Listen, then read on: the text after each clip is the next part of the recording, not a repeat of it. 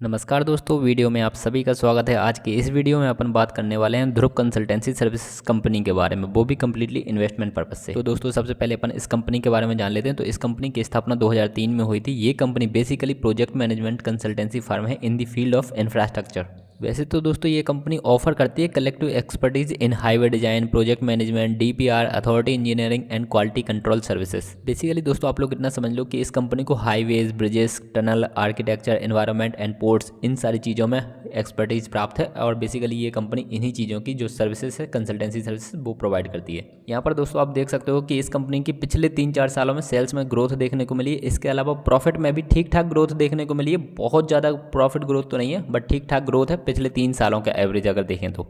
इसके अलावा दोस्तों रिटर्न ऑन इक्विटी की ग्रोथ देखेंगे तो वो भी एवरेज ही चल रही है, कोई बहुत खास नहीं है, ना बहुत अच्छी ना बहुत बेकार। एंड दोस्तों रिटर्न ऑन कैपिटल एम्प्लॉयड के मामले में भी बिल्कुल सेम सिचुएशन है कि ये बहुत अच्छा भी नहीं है, बहुत बेकार भी नहीं है। एंड इसके अलावा दोस्तों अगर इस कंपनी के ऊपर डेट देखें तो लगभग 13 करोड़ के आसपास का डेट है, और कैश इस कंपनी के पास आज की डेट में लगभग 7 करोड़ के आसपास है। अब ऐसे में दोस्तों आप लोगों को लगेगा कि डेट तो कैश से भी ज़्यादा है, तो बहुत ज़्यादा देखने को लग सकता है आप लोगों को, बट एक्चुअली में बहुत ज़्यादा तो नहीं है, क्योंकि डेट टू इक्विटी काफ़ी कंट्रोल में है। 0.24 के आसपास डेट टू इक्विटी रेशियो, जो कि काफ़ी ठीक माना जाता है। इसके अलावा दोस्तों आप स्क्रीन पर पीई और पीवी देख सकते हो इस कंपनी को, और बाकी कंपनी से कंपेयर भी कर सकते हो। बहुत ज़्यादा बेकार इनके पीई और पीवी नहीं है, मुझे काफ़ी ठीक सिचुएशन में इनके पीई और पीवी रेशियो लग रहे हैं। इसके अलावा दोस्तों रिटर्न ऑन कैपिटल एम्प्लॉयड और रिटर्न ऑन इक्विटी का पीयर कंपैरिजन भी आप लोगों के स्क्रीन पे है, आप देख जरूर लीजिएगा।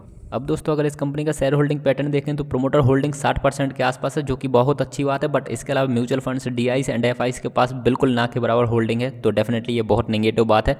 इसके अलावा दोस्तों रिटेल इन्वेस्टर्स ने जरूर यहाँ पे 40% की हिस्सेदारी खरीद रखी है, बट ये भी कोई बहुत ज़्यादा पॉजिटिव बात है नहीं। अब दोस्तों एक बार कंपनी का फाइनेंशियल ट्रेंड भी देख लेते हैं। तो लास्ट के पिछले 3-4 सालों में लगातार इस कंपनी ने अपने रेवेन्यू में ग्रोथ दिखाई है, एंड चारों सालों में इस कंपनी ने प्रॉफिट बुक किया है, जो कि इस कंपनी के लिए एक सबसे इंपॉर्टेंट चीज़ है। और दोस्तों इनका जो प्रॉफिट है वो भी ठीक ठाक बन रहा है, ऐसा नहीं है कि बहुत कम बन रहा है। जिस हिसाब की ये मार्केट कैपिटलाइजेशन रखती है ये कंपनी, उस हिसाब से इसकी रेवेन्यू ग्रोथ और प्रॉफिट ग्रोथ काफ़ी अच्छी है। अब दोस्तों एक बार इस कंपनी का ग्राफ भी देख लेते हैं। तो लास्ट के 1 दिन का ग्राफ, लास्ट के 1 वीक का ग्राफ, 1 मंथ का ग्राफ, 1 ईयर का ग्राफ, 5 ईयर का ग्राफ एंड मैक्सिमम ग्राफ, तो आप पाओगे कि लास्ट के 5 सालों में इस कंपनी ने 62% के रिटर्न्स दिए हैं। लास्ट के 1 ईयर में इस कंपनी ने 133% के रिटर्न्स दिए।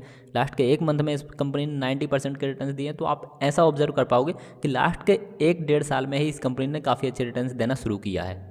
तो अब फाइनली दोस्तों अपन इस बारी कंपनी के बारे में लगभग सारी इंपॉर्टेंट चीज़ें जान चुके हैं। तो अब आप खुद डिसाइड कर सकते हो कि आप लोगों को इस कंपनी में इन्वेस्ट करना है या फिर नहीं करना है। मैं आप लोगों को बिल्कुल भी रिकमेंड नहीं करूंगा कि आप इस कंपनी में इन्वेस्ट करो या फिर ना करो। मैं पर्सनली अपना बता देता हूँ कि मैं इस कंपनी में इन्वेस्ट करने वाला हूँ या फिर नहीं। तो पर्सनली दोस्तों मुझे इस कंपनी की कुछ चीज़ें काफ़ी बेहतर लगी, जैसे फाइनेंशियल ट्रेंड इस कंपनी का काफ़ी बढ़िया है। इसके अलावा दोस्तों शेयर होल्डिंग पैटर्न जरूर बहुत ज़्यादा बेकार है, बट आप लोगों को यहाँ पर ऑब्जर्व करना पड़ेगा कि ये बहुत छोटी कंपनी है।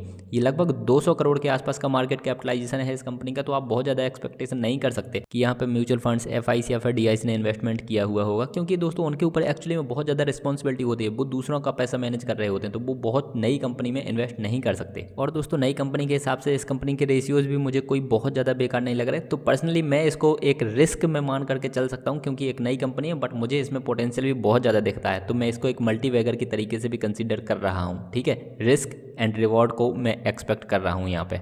बेसिकली दोस्तों मैं यहाँ से इतना एक्सपेक्ट कर रहा हूँ कि अगर मैंने यहाँ पे पैसा लगाया तो मैं आराम से एक्सपेक्ट करता हूँ कि 100 रुपये में से 60 रुपये मेरे जा भी सकते हैं, तो 40 ही बच पाएंगे मेरे। और मैं एक्सपेक्ट कर रहा हूँ कि अगर इस कंपनी ने रिटर्न्स दिए तो 100 रुपये से मेरे पैसे आराम से 500 भी बन सकते हैं। तो डेफिनेटली इतनी एक्सपेक्टेशन मेरी है। एंड फाइनली एक चीज़ क्लियर कर दूँ कि अभी मेरी यहाँ पे कोई इन्वेस्टमेंट नहीं है। इन फ्यूचर में यहाँ पे थोड़ी इन्वेस्टमेंट जरूर करूँगा। ठीक है, फाइनली आई होप आप लोगों को वीडियो में दी हुई जानकारी पसंद आई होगी। कोई डाउट या क्वेरी आती है कमेंट जरूर कर दीजिएगा। अपन मिलेंगे अगले वीडियो में। आप लोग अपना ध्यान रखिएगा। Bye bye, take care.